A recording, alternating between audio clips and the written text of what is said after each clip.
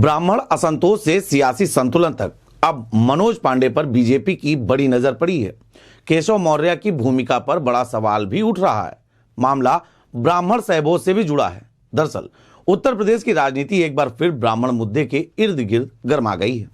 ब्राह्मण सहभोज से शुरू हुआ विवाद अब लखनऊ से निकलकर दिल्ली की चौखट तक पहुंच चुका है।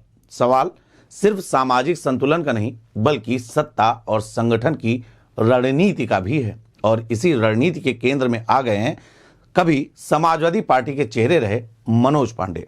हालांकि मनोज अब भाजपा की कमल छांव में हैं। समाजवादी पार्टी से नाराज मनोज ने जब से योगी की छत्र छाया प्राप्त की है, कयासों के दौर जारी हैं। उधर दूसरी तरफ भारतीय जनता पार्टी के भीतर यह स्वीकारोक्ति अब छुपी नहीं रही कि ब्राह्मण समाज में उपजा असंतोष विपक्ष के लिए बड़ा हथियार बन सकता है। समाजवादी पार्टी ने इस मौके को भुनाने में कोई कसर नहीं छोड़ी। ब्राह्मण विधायकों को खुले मंच से निमंत्रण तक दिया गया। यही वह बिंदु है जहां बीजेपी को ठोस दिखने वाला और संदेश देने वाला कदम उठाने की मजबूरी अब महसूस हो रही है, और यह मजबूरी सिर्फ उत्तर प्रदेश में नहीं बल्कि दिल्ली से भी महसूस की जा रही है। इन्हीं सबके बीच में एक नाम उभरता है मनोज पांडे। अब सवाल है, मनोज सपा की ताकत रहे या अब बीजेपी का दांव बनकर सामने आ सकते हैं। रायबरेली से आने वाले मनोज पांडे न सिर्फ ब्राह्मण समाज में अच्छी पैठ रखते हैं बल्कि प्रशासनिक अनुभव और सियासी समझ के लिए भी जाने जाते हैं। एक समय में समाजवादी पार्टी का भरोसेमंद चेहरा रहे मनोज पांडे को लेकर अब यह चर्चा तेज है कि बीजेपी उन्हें बड़े राजनीतिक प्रयोग के तौर पर इस्तेमाल कर सकती है। लेकिन अगर ऐसा होता है तो यह सिर्फ एक नेता की एंट्री नहीं होगी बल्कि समाजवादी पार्टी के ब्राह्मण नैरेटिव पर सीधा हमला भी माना जाएगा। वही चर्चा है तीसरे डिप्टी सीएम की। क्या ब्राह्मण कार्ड इससे फिर से एक्टिव किया जा सकता है? योगी मंत्रिमंडल विस्तार की सुगबुगाहट के बीच एक चर्चा ने काफी जोर पकड़ लिया कि तीसरे डिप्टी सीएम की नियुक्ति की जानी है। हालांकि आधिकारिक पुष्टि तो नहीं हुई, लेकिन राजनीतिक पंडित यह मानते हैं कि अगर ऐसा कोई पद सृजित होता है तो वह ब्राह्मण चेहरे के लिए हो सकता है। इससे एक तीर से कई निशाने भी साधे जा सकते हैं। सबसे बड़ा, ब्राह्मण असंतोष पर लगाम। समाजवादी पार्टी के आक्रामक अभियान का जवाब भी दिया जा सकता है। संगठन को यह संदेश भी जा सकता है कि सामाजिक संतुलन पर नजर है। वहीं सवाल यह भी है कि इससे ब्रजेश पाठक का कद बढ़ेगा या भूमिका बदलेगी। डिप्टी सीएम ब्रजेश पाठक पहले से ही ब्राह्मण समाज से आते हैं।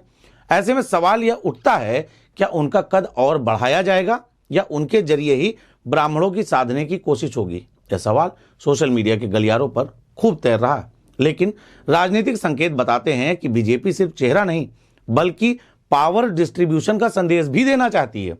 इन्हीं सबके बीच सवाल यह भी उठा है कि आखिर केशव प्रसाद मौर्य जो सूबे में डिप्टी सीएम है, उनका क्या होगा? सबसे बड़ा सवाल यही अटकता है कि क्या केशव प्रसाद मौर्य को संगठन में बड़ी जिम्मेदारी दी जा सकती है? दिल्ली दरबार तक यह फाइल काफी समय से घूम रही, लेकिन अभी तक कोई ठोस फैसला सामने नहीं आया है। अगर मंत्रिमंडल विस्तार में ब्राह्मण चेहरों को तरजीह मिलती है तो यह साफ है कि संतुलन के लिए किसी बड़े चेहरे की भूमिका बदली जा सकती है, और केशव मौर्य इस सियासी गणित का अहम हिस्सा माने जा रहे हैं। बात यह भी सामने आती है कि बीजेपी मजबूरी में नहीं रणनीति में दिखना चाहती है। बीजेपी जानती है कि यह मुद्दा अब सिर्फ सोशल मीडिया या सहभोज तक सीमित नहीं रहा। संगठन की नजर में भी अब यह मामला पूरी तरीके से आ चुका है और उसे बैलेंस करना अब राजनीतिक आवश्यकता बन चुका है। यही वजह है कि विपक्ष के हमले को हल्के में लेने के बजाय बीजेपी सिस्टम लेवल पर जवाब देने की तैयारी में दिख रही है। अब सवाल यही है, क्या मनोज पांडे वाकई बीजेपी का अगला बड़ा ब्राह्मण दांव बनेंगे? क्या तीसरा डिप्टी सीएम उत्तर प्रदेश की राजनीति में नया अध्याय खोलेगा? ये सवाल लोगों के मन में। सबसे बड़ा सवाल है, क्या केशव मौर्य की भूमिका बिना बदले या संतुलन संभव है? उत्तर प्रदेश की सियासत में फिलहाल शांति तो नहीं है, सिर्फ सस्पेंस है, और यही सस्पेंस आने वाले दिनों में बड़े राजनीतिक भूचाल का संकेत दे रहा है। राजनीतिक विद्वानों, राजनीतिक पंडितों के द्वारा यह जो बात कही गई, देखने वाली बात यह होगी कि इस बात में कितनी सच्चाई है, क्योंकि कयासों का दौर काफी समय से चल रहा है। चर्चा तो यह भी थी कि केशव को यूपी की कमान दी जा सकती है।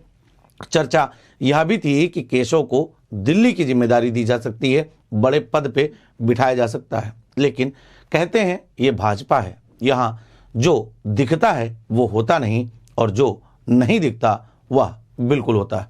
बहरहाल इस पूरे मामले पर आपकी क्या कुछ राय है? अपनी राय हमें हमारे कमेंट बॉक्स में जरूर दें। देखते रहें फिल्मी टिक।